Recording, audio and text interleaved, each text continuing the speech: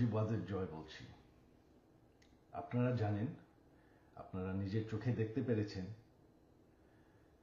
যে জাতির জনক, জাতির পিতা বঙ্গবন্ধুর বাসা, সেই ঐতিহাসিক ৩২ নম্বরকে পুড়িয়ে ফেলা হয়েছে। এই প্রটেস্টার তো বলবো না, এই মব জাতির পিতার বাসাকে পুড়িয়ে ফেলায়।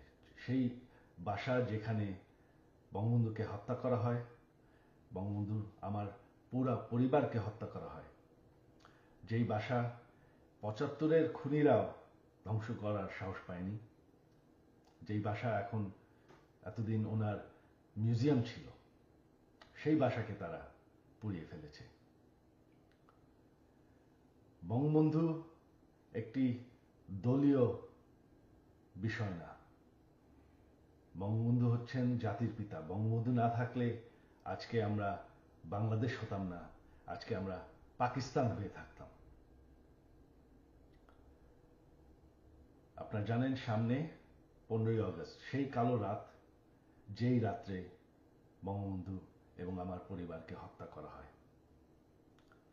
আমার আহ্বান বাঙালি জাতির কাছে যে আপনারা যদি স্বাধীনতার চেতনায় বিশ্বাস করেন, আপনারা যদি বাংলাদেশকে ভালোবাসেন, আর এই যে বাংলাদেশে বাস করছেন, এটাকে মেনে নেন যে বঙ্গবন্ধু আপনাদেরকে স্বাধীনতা দিয়েছে, আমাদেরকে স্বাধীনতা দিয়েছে।